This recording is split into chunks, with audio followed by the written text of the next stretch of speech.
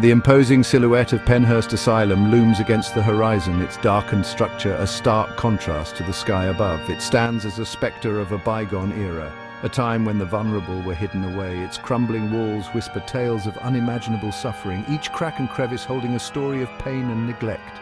The vacant corridors echo with the ghosts of forgotten souls, their silent cries reverberating through the empty halls.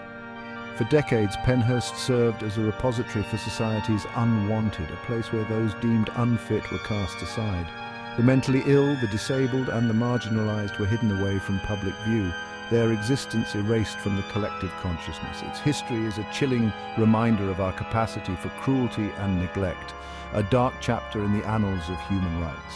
It serves as a stark illustration of the human cost of institutionalization, where lives were lost to indifference and apathy. To tread its grounds is to confront the unsettling truth of our past, to face the reality of what once transpired within these walls. It is to bear witness to the enduring power of memory and the haunting presence of those who suffered within its walls, their spirits lingering in the air. The air hangs heavy with a palpable sense of sorrow, a weight that presses down on all who enter. It is a tangible reminder of the anguish that permeated these grounds, a sorrow that seeps into the very soil. The weight of countless individual tragedies presses down, their stories etched into the very fabric of this place, each one a testament to human suffering. We are drawn to such places, these repositories of pain and despair, not out of morbid curiosity, but from a deep-seated need to understand. We seek to confront the darkness that lurks within our collective history, to acknowledge the pain and learn from it. Pennhurst stands as a monument to our failures, a chilling testament to the consequences of indifference. It is a reminder of the enduring power of the human spirit in the face of unimaginable suffering, a beacon of resilience amidst the shadows. The stories of those who lived and died here are a testament to the strength of the human spirit, a reminder that even in the darkest of times, hope can endure. Pennhurst's origins lie in the Progressive Era, a time marked by both social reform and a deep-seated fear of those deemed different.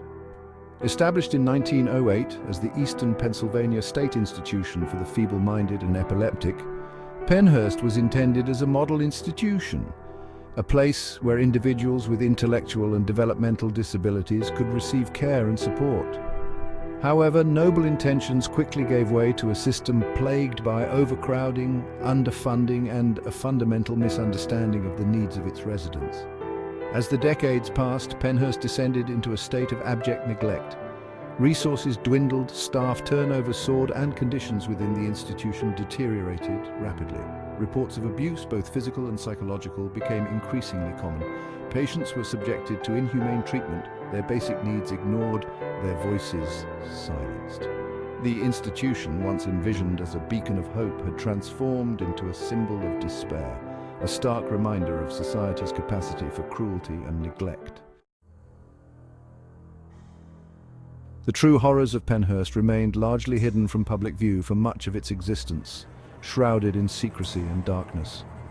The institution's remote location and the stigma associated with mental illness served to isolate its residents from the outside world, creating an environment where oversight was minimal and abuses could flourish unchecked.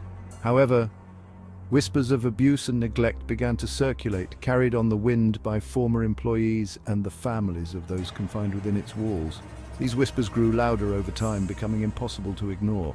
Their accounts painted a grim picture of life inside Pennhurst, a place where basic human dignity was routinely violated.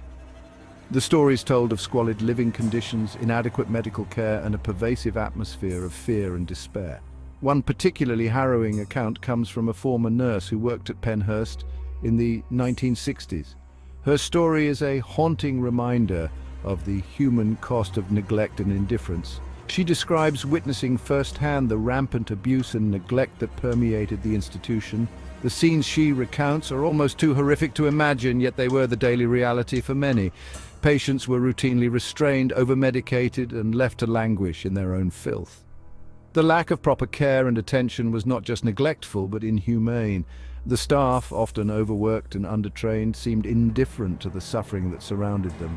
Their indifference only compounded the misery of the patients, creating a cycle of neglect and abuse. Her testimony, along with countless others, provides a chilling glimpse into the dark underbelly of Pennhurst, a place where hope went to die. These stories serve as a stark reminder of the importance of vigilance and compassion in the care of the most vulnerable among us.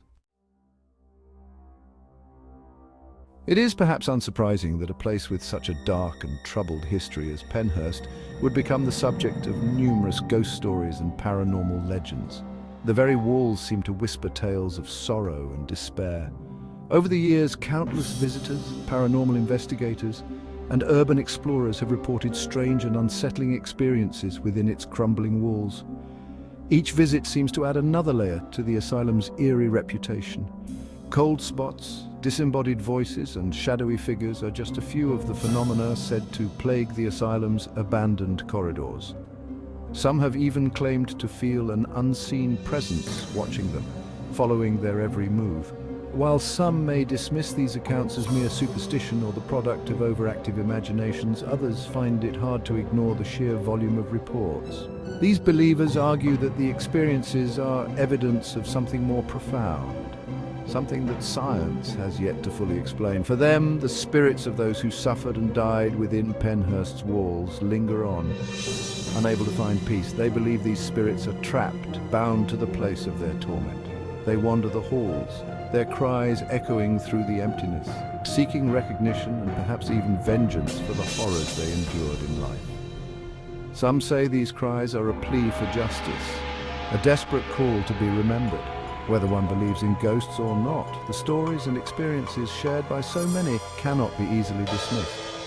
There is an undeniable sense of unease that permeates Pennhurst, a palpable weight that seems to press down on the soul.